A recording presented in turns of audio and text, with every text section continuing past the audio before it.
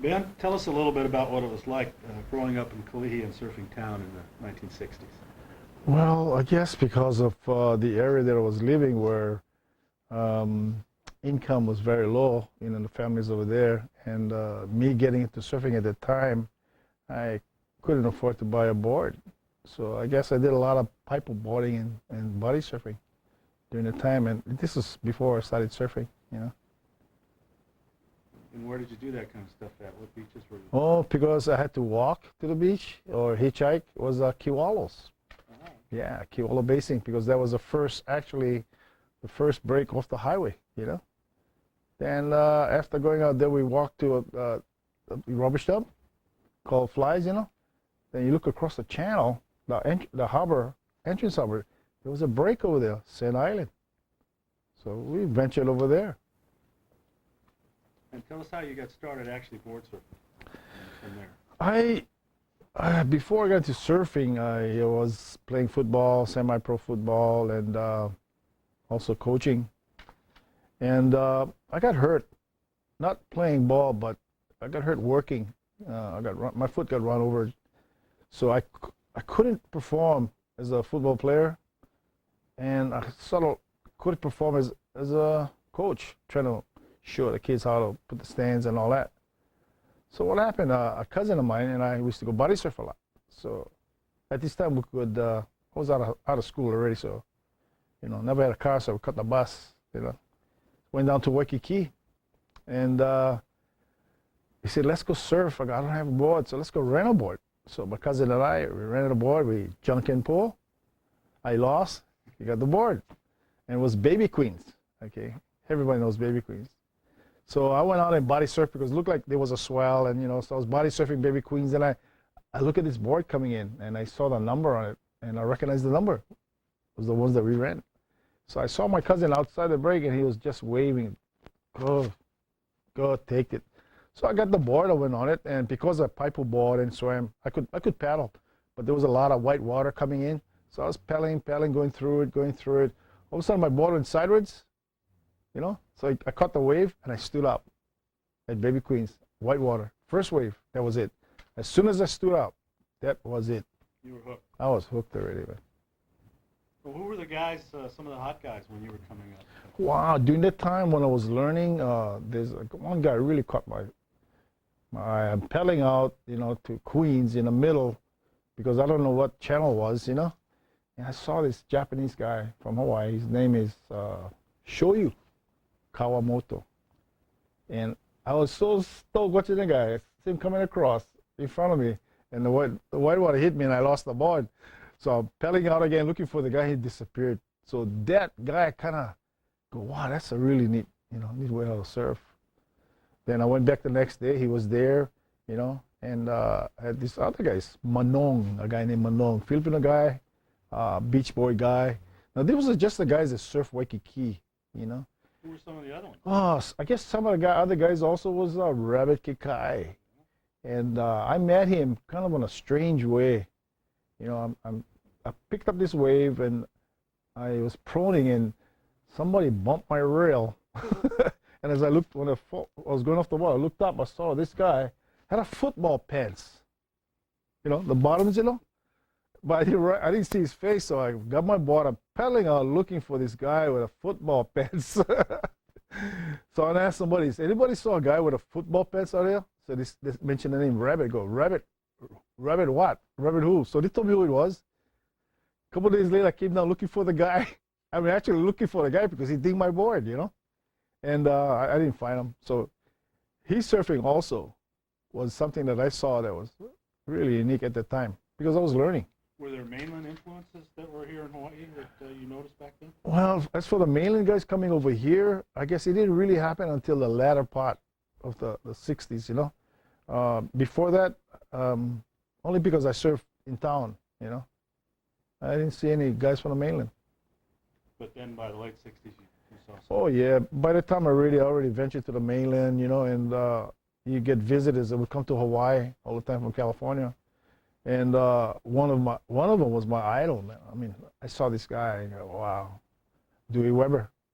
He came over to Hawaii, I watched him at tracks, Oh man, I gotta get that cock back. So you had a chance to see some guys when you went to the mainland and watch some guys coming up and show you in town. And I remember the classic shot of him and Alan Warner going backside.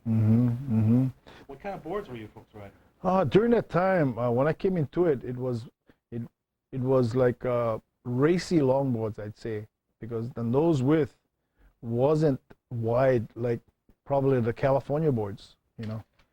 And at the time, I guess for the board builders over here was guys like George Downing. I think one of the big influence on the south side was a guy named Sparky.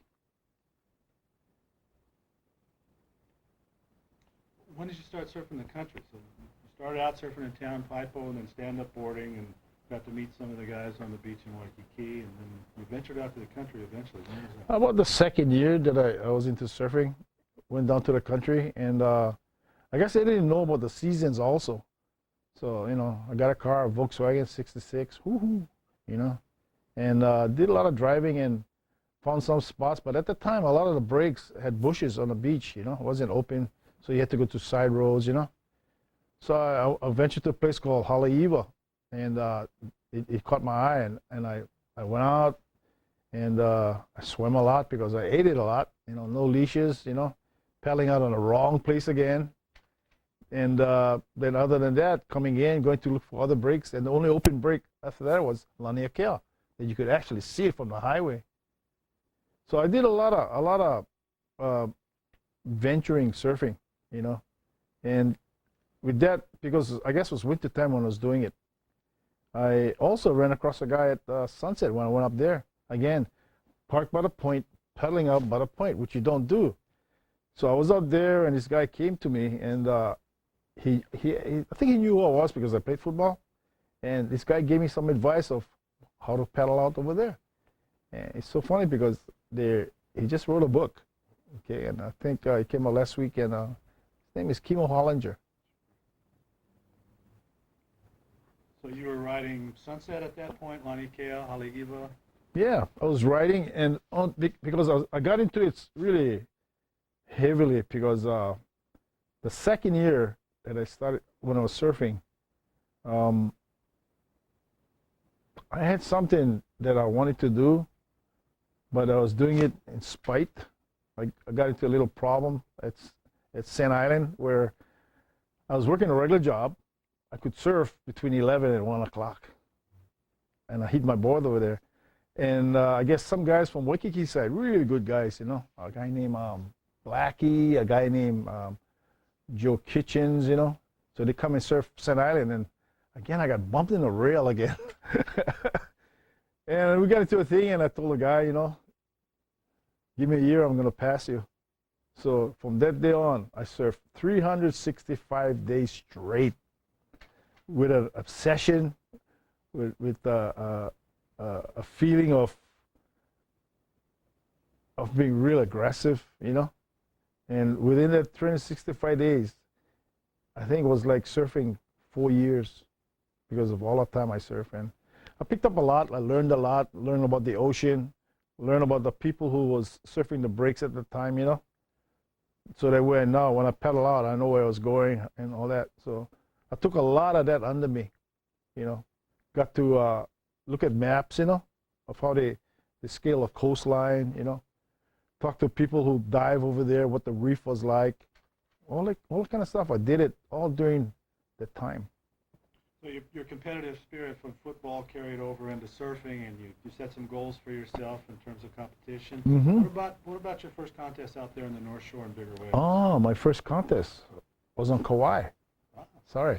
I was working a regular job, and a friend of mine, in fact, this kid that I was surfing with, he was in school, and we heard that there was going to be a contest on Kauai. So I cut out of work, you know, like not supposed to. So he and I went over, and we met some of the Kauai surfers, and they showed us what the contest was going to be, and we saw the trophies.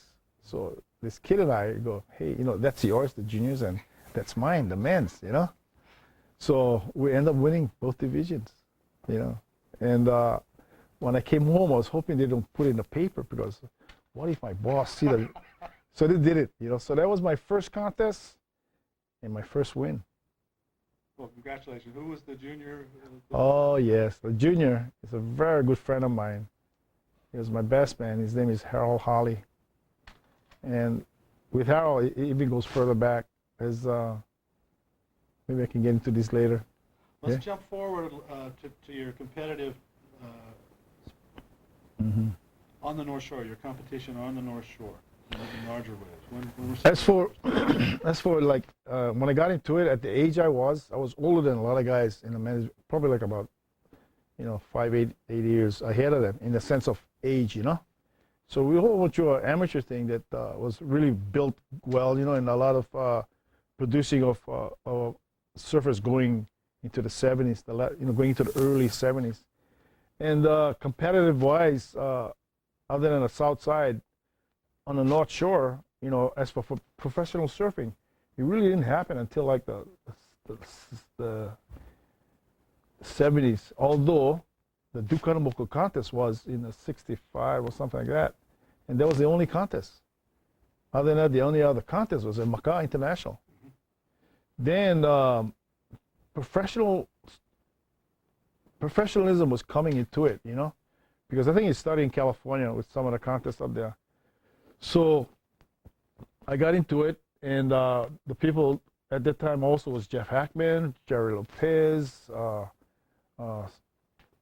many other guys I can't remember. So we sort of set a thing in professional surfing in Hawaii. And again, because of my age, I was older than them. As we was going through the years, the other guys was getting better, so it was getting hard for me to make the finals. But I applied a lot of my football stuff in surfing. You know, it's like any sport. You know, a lot of sports have similarities, major sports. You know, so because of my size, I must have been at least 30, 40 pounds heavier than the next guy. But I had this thing that I wanted to be a part in the world of surfing because my name was Hawaiian. How'd you get started shaping, and who were some of your early influences? The shaping part came in when this guy that actually got me seriously into surfing, and his name is Joe Kitchens. Well, his name is Joe Koala, and he has a business on Kauai called Expressive Expressions. Well, he and another person got together and got a little shop and called it Aipa Surfboards. So he made me a board. I really liked it. There was an unreal competitive board. Then at one point he asked me, why don't you shape your own board? I never really thought about it. So I took off from work one day. I went down in the morning. I shaped the board. It took me 8 hours. What year was this? 65, 66, somewhere around there. Any other influences on your shaping? Did you study with anybody? I think during that time when I started, I only saw the boards that was done in that shop by a guy named Joe Kitchens, and my mind was a little different because it was single fin times, okay? And my surfing, I wanted to do something else than what everybody was doing.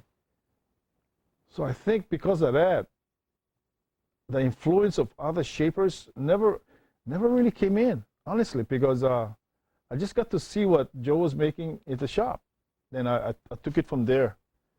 Then what happened was I went to the mainland, and I met Takayama up there. I met Phil Becker, Jacobs. I saw all these guys up there, and I saw the boards up there. But what they had and what I had was different, completely different. So I thought I'd go up there and something would catch my eye, you know. The only thing caught my eye was the shapers that was more defined.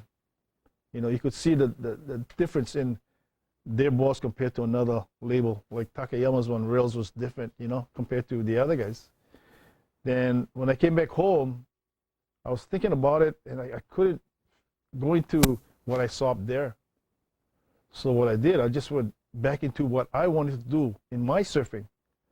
So trial and error. The rails had to change. The fins had to change. A lot of swimming. A lot of wipeouts, you know.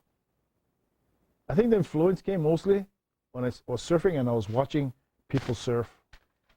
I was watching on what they were doing and what they weren't doing and why. Go back to the shop and try to work from there. Tell us a little bit about that shaping for that Hawaiian power that you had discovered. You know, a lot of juice on the North Shore, even on the South Shore on good-sized swell.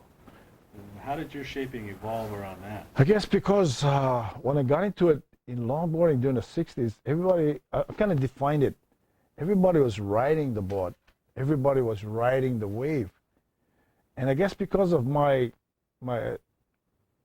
football playing and this and that, you know, it's a lot of movement, you know, a lot of quick movement, you know, especially for a heavier guy. So why can't I do that on a surfboard? So then things had to alter. Again, the rails had to alter, the fins, the rocker. Then it started to come into place. Now, the thing about the power, because my legs are good and strong, so I could push the board a lot, and it became, I could push it, and I could surf the board instead of ride the board. But because I was pushing the board, getting off the flat of the board and going from rail to rail, you know, the difficult part was because the board was heavy at the time. And doing a quick snap turn was very hard. But you had to push the tail down with your legs. So I started thinning the tail out so it could settle down. I tried to make the board lighter so it would be quicker. So that way I could apply my leg strength and really throw the board around instead of just ride the wave. So this is like early 70s at this point? No, it was mid-60s. Oh, okay. Yeah, mid-60s, early. Your career. So you're shaping on your own. Joe Kitchens got you started, and then you went with a few different labels through time here in Hawaii. Yeah, after I left Joe, then I went up to up on Kapahulu side, and I met what's his name, Charlie Galento. Okay, Charlie opened up a shop, and under the label called Greg Knoll. So I got into shaping up there also under the Greg Knoll label with my name on it. Then in the shame shop, you know, Charlie gave up the business, and George Downing picked it up. I continued with him, again under his label. Then we came to a point where I think I had to move on, and I got an offer from Surfline, Hawaii. And when I went there, then I used my label only. And that was right, you know, leaving the 60s, going to the 70s already. Then by doing that, I got involved. I guess at the time, I didn't call it coaching. I was like helping the kids that was ready for me at the time. And this is where the designs came in, where surfing was changing. And I could see I could be with the change. I could be involved with the change. Share a little more of your involvement in the shortboard revolution. Because of the kids over here, that their surfing was sort of beyond the other side. I mean, the other side was like the mainland or Australia. The power was there with these young, lighter kids, but the stance, the positioning was different, where the boards they had was holding their surfing back. So by being part of that movement of watching the kids, I was lucky to hook up with some of them, and was like Michael Ho, Dane Kealoha, Buttons, Mark Liddell. This was the big movement in the 70s. Because of them, again, the boards had to change to the surfing. So I came in with this thing called a swallow. So what the swallow did, it made the board react quicker than a regular tail that everybody else was making. Round pins, square tails, you know. The movement of the fins was being changed also. The outline of the fins were tapering off. So these kids, there was, the way they were performing, I got to call them performing, it kind of, I had a hit it right there, you know. So when that happened, it took off. The rest of the industry got into it, you know. And then it just kept going. The kids was just getting better. And something had to change again. So we're going into the mid-70s. Here came something. I'm watching. I took Larry Bertleman surfing. We went to Diamond Head. I thought, okay, somebody's going to pick you up. I got to go back to work. So I'm walking up the cliff. I'm watching him. So he's doing this maneuver, and something's missing, but he was on a swallowtail at the time.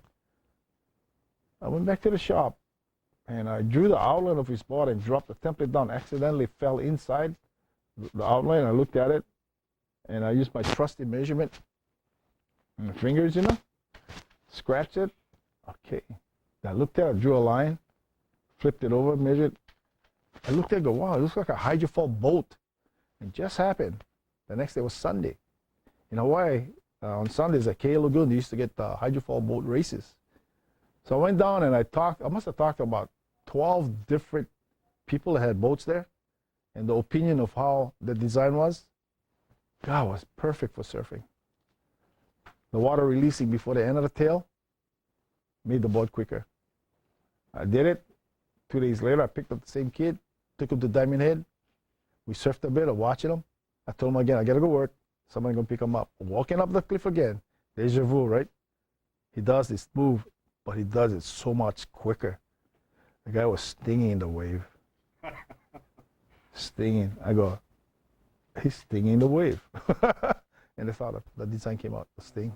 Yeah. Okay, great. Were you still shaping and riding longboards during the late 60s? No. As, you know, after I left the longboards in the let's say the middle 60s, or going to, the middle 60s, as we was going to the latter part of the 60s, the boards were getting shorter. Shorter, I mean like 7-foot boards, because I went to Puerto Rico for the 1968 World Contest, and Australia was there. You know, all the major countries, and the boards are going down already. They went like 7+, so I was already on it. You know, so as I passed that 69, you know, the boards are going shorter. You know, going to the 70s. I mean, I was riding like 5'10", 23-inch wide, 24-inch wide, 4-inch thick boards, and I got caught on it. I really got caught on it. For my size, I could ride those boards because it was thicker, you know. So that shortboard thing stayed all the way until 1981. Then I saw something that I wanted to be a part of. For a lot of the guys that came out of the later 60s and also came out of the 70s, that, you know, they gotta get a job, they're getting married, they gotta raise a family, so time in the water was limited. So I go, oh, the longboard. What if I can make the longboard turn like a shortboard? I got into it in 1982. I did it. I did a contest called the Modern Longboard, the Ben Aipa Modern Longboard Contest, and it took off from there. It not only took off from there, but as the years went by, because of the lightness of the foam, you know, the longboards could turn pretty close to shortboards. So people, you know, a lot of people was getting into it.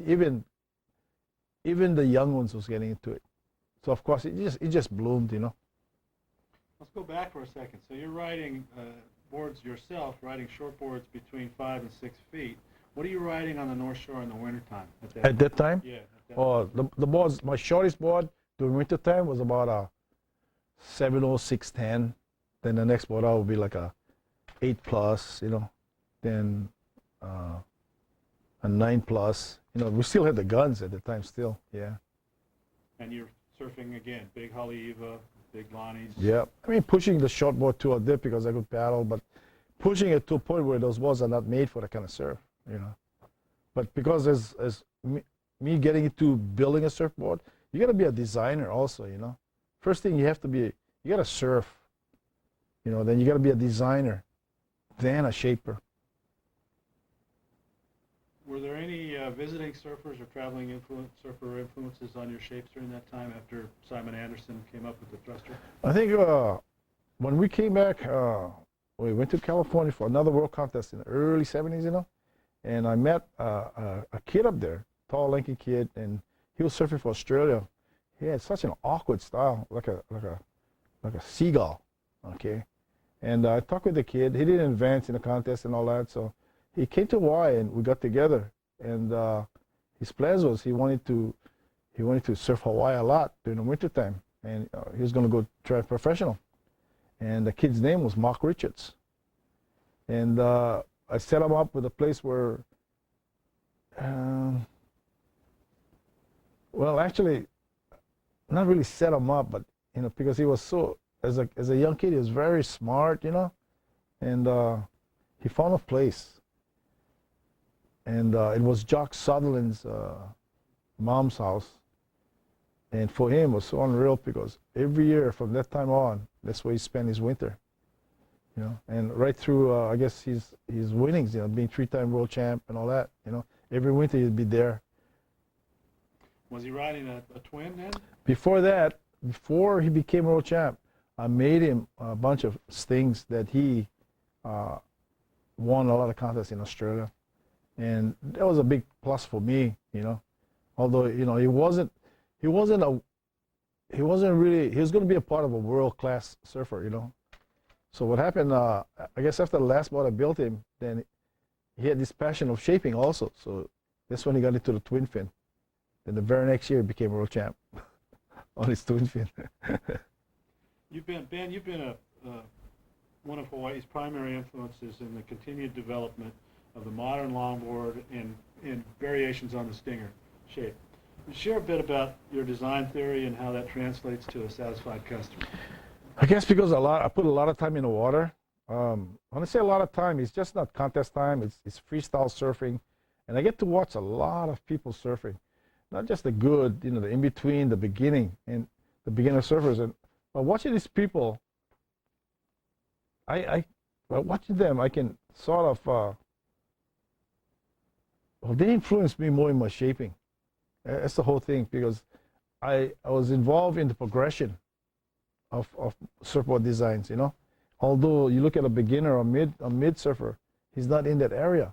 So why not build a board that can make him get in that other area? So the surfers themselves, they're the ones that made my designs. Right now you've got longboard designs, light modern longboard designs for both pro surfers and amateurs.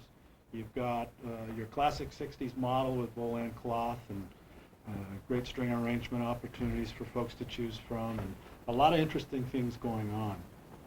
Tell us a little bit about the classic 60s model, because that's something that people are interested in. Yeah, there's again like a resurgence of the the classic boards. Now, because of there's more surfers now than the 60s, more than the 70s, and a lot of them are the ages between teens and 20s now, and they're relating to the boards that was done in the past, the classics, the egg rails, the little heavier nose riding boards, because the kids who never came from there, the young kids that never came from there, I think they felt they was missing something. So even though they were on shortboarding, they went and rode these boards, and they enjoyed it. So I think what it is, it's like a lot of things, that happen in designing, Although the boards at that time was very heavy and rigid, because of the foam technology came lighter, it made it easier to ride those classic boards. Even though they're glassing it heavier now, but the foam is still lighter. So it makes it a little bit more enjoyable than again in the past, but in the past, the amount of surfers was not as much as now. And, I've been going through 60s, 70s, 80s, 90s. I'm going through it's going to be almost 5 decades, And seeing how things have changed, for the better of surfing, it's unreal. So you've got heavier traditional 60s and the classic 60s model single fin. You've got light modern longboards, both single fins and thrusters. And you've got all the shortboard stuff and the Stinger stuff. What are you currently riding? I guess because for the board builder guys or some of the people who follow Ben Aipa, they would consider me like doing progressive longboards because of how I surf my boards. Now, as for the traditional boards, I came from that era also, but I personally, I'm wide open. I'm wide open to any design. What was that question again? The ending? What are you currently riding? Okay, right now, my quiver of longboards, I cover all areas. I've got a couple classics that when the waves are slow, high tide, get on it, stand up straight, walk the board, Then if I go back the next day, if the surf is a little better, then I switch to another board where I can do a little more tail riding, I'm open. My quiver of boards, again, go from the classic to the modern day sting longboard now. What about shortboards? What kind of shortboards are you in? My shortboards are right at like 6'10" now. I mean, you know, I'll be 61 next month, and 6'10" is a short board for me. But because of the volume and width and thickness, I can get away with paddling and mix it up with the crowd. What were the years you've coached and supported a crew of local kids in terms of their surfing and their shaping and their competition? Tell us about some of the folks that you've helped out. You know, again, you know, other than my surfboard building and my surfing, you know, the movement of surfing again, I keep saying that, and it was just going to change, of course, as we go through the years. And my involvement with the kids that I guess I was helping, I finally got into the word coaching. And it started like in, I guess, the mid 70s. Working with these kids, you know, open up again the surfboard building end, but because I'm a coach, I cannot, as I'm working with one of the kids that are not riding my surfboard, I have to put my thing on the side and concentrate only on the coaching bit, using whatever skills the kids have that they don't know, and I bring it out. Then when I go to the other level, the professional surfers, of course, their skills are so high that they don't realize, or a lot of people cannot pick up the mistakes, where as a coach, because I understand surfing, I understand it's a sport where, you know, there are faults, there are good times and all that. And by working with the kids and the pro guys, you know, because of how surfing is changing, you know, you get people like Sunny Garcia. Okay, you know, he came out of the amateur ranks, really not rated, but his skills at that time was really high. And for these guys at that time, all they needed was direction going to the next level. You know, it's like present now. Well, even before that, working with the Andy Irons and Bruce Irons as amateurs, I had that feeling at the time where you watch them and you talk to them and you know they're going to be the ones. You know, it happens, you know, and when I get that feeling, I try to pursue it, you know, that part, and just bring it out of the kids more, you know. Who are some of the other pros that you've worked with in the past? I'm working a lot right now with Kalani Robb. Before that, I worked with Sunny Garcia, John Shimoka. In the past, I even worked with California pro surfers, Brad Gerlach. You know, at his time, he was in contention for world champ. As for outside, like Australia, like that, it's more like, it's not really coaching. It's like they like my opinion sometimes. You know what I think. You know, they can change or something like that. Looking back at your own highly successful competitive career, what are some of the highlights that you'd like to share with us? Oh, highlights on which area? I mean, my area covers so much, you know. And let's start with the 60s, your competitive career in the 60s on longboards. Because of getting into competitive surfing on the longboard, and let's put it this way, I went to Malibu, and I took this board. It was lighter than everybody's board. And I was surfing the wave, and I never got scored. I had to change and ride the wave, nose riding, all that, and I really wasn't into it, okay? I'm trying to say something right now, but I can't figure it out. Let's go back to your coaching career. You mentioned Brad Gerlach. He recently surfed in that competition at Jaws, the strapped competition at Jaws. What do you think about that kind of evolution of the sport? Well, okay, let's go back to where you know, the guys who turn professional. Okay, they can only go so far. After that, you know, when they give up competitive professional surfing, you know, they venture into other things that also has to do with surfing. Either they're in the industry, or they're going to venture to something else that has to do with surfing, kite surfing, tow-in surfing. You know, so there's been a movement on tow-ins on big waves now. And I guess a lot of our ex-pros are continuing and pushing their surfing into the other area, which probably during their time they never did it.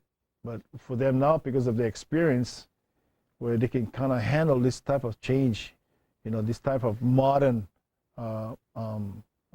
extreme, but careful surfing on big waves. with the technology of the jet skis, you know, you can afford to get into a wave now without paddling. And you can afford to get into a wave now without paddling that can be 3 times bigger than what you had when you were paddling.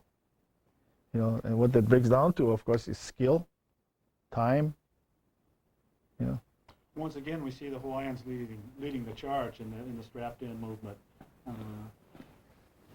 What are your feelings about the shapes that they're riding and where those shapes evolved from? See, again, because, you know, now going on that type of surfing, that kind of big waves, you know, you're moving faster.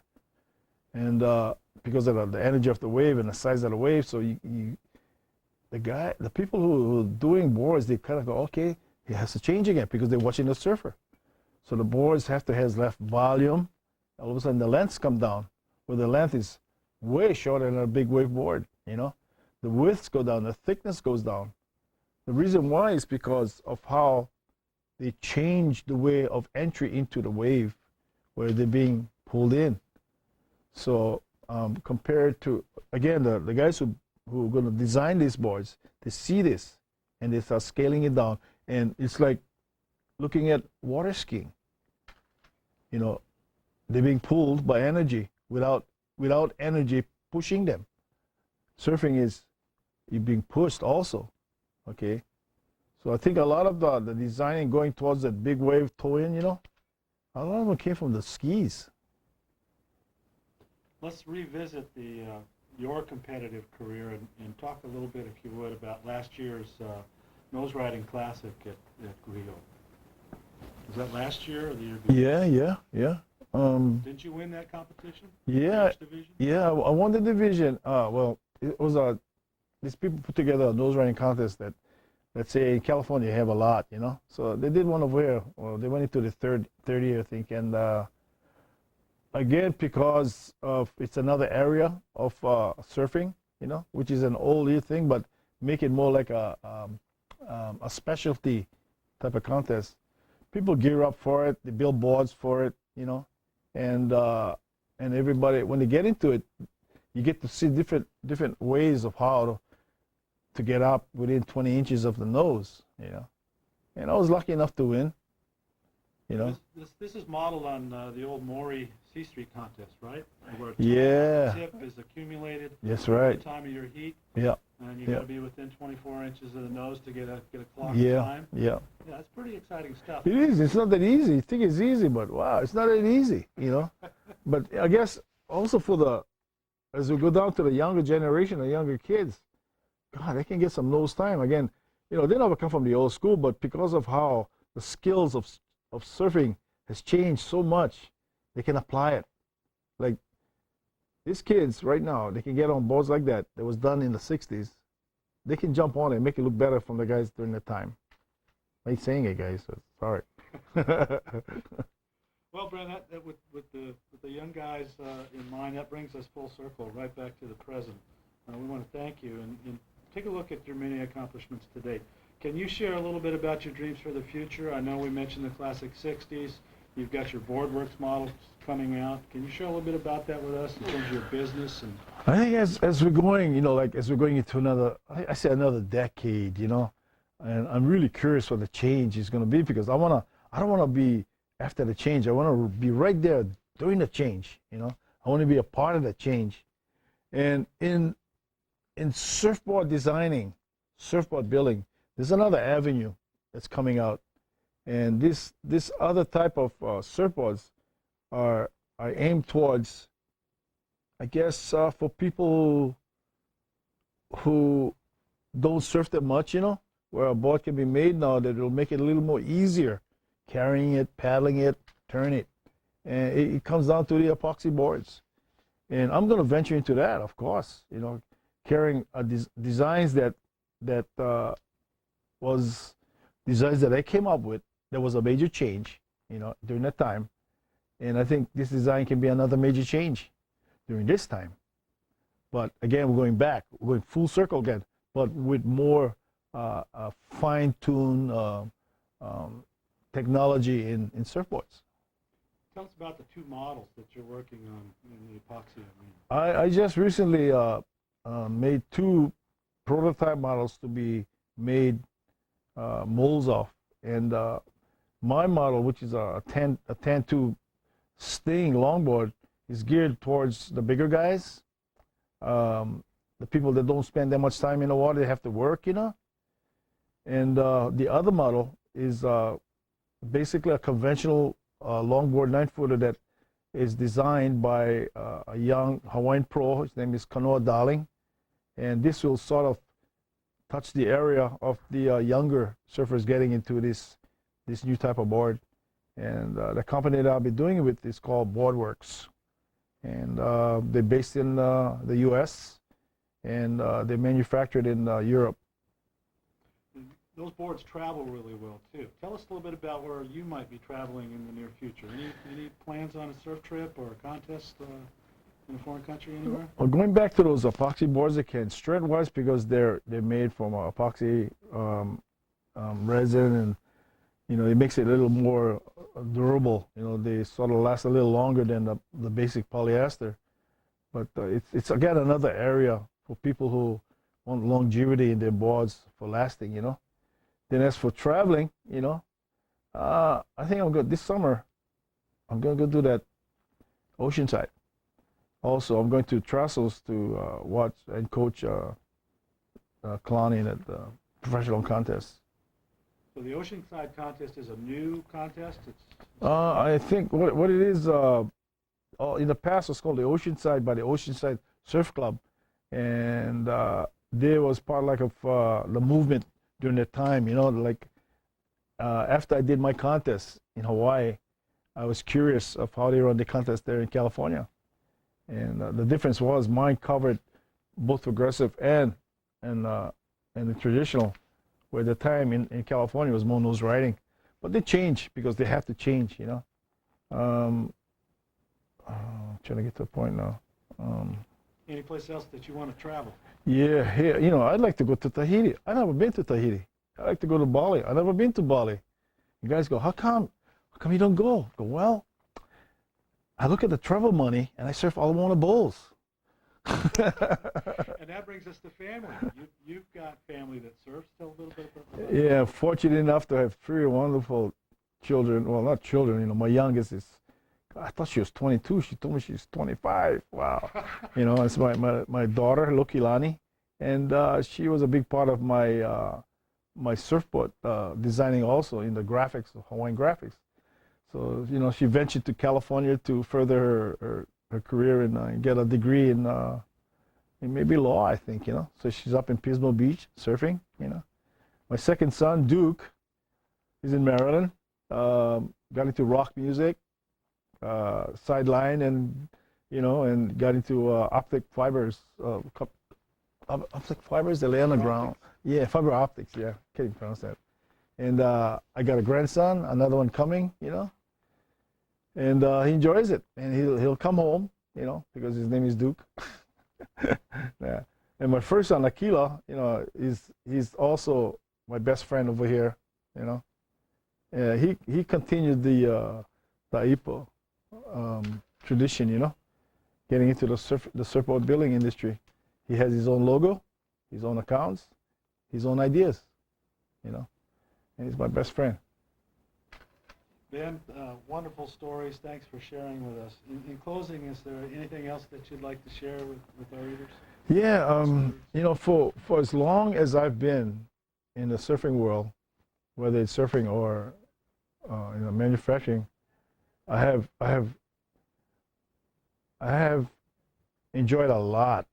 I have enjoyed meeting a lot of people. I have enjoyed, oh man, it's so many things. I mean, you know, and I think the whole thing is it's really healthy. It's really healthy. Even though there's a lot of people coming, it's a little healthy. And my wife now, Lenore, you know, she's a part of my this decade, you know, of the health conscious thing, you know, that made me even a little more stronger as I'm getting older, not just in health, in mind also, because my wife's a very spiritual person, and I am too, you know. You know, I have my moments, I have my meditation as I'm driving, checking the surf, you know. I do a lot of meditation when I'm working, also when I'm shaping. And I think I've been blessed. I've been blessed by this sport. I have no regrets and nothing bad about this one thing, surfing. It's healthy. I wish I can go on forever. Well, Ben, you're looking in top shape right now. We want to thank you for coming in today and sitting with us and sharing with us. Thank you. I hope, with this interview, people in other areas get to understand Ben Aipa, from different aspects, And I hope they enjoyed reading this. All right. I gotta get a copy of this, man. Hey, that was good.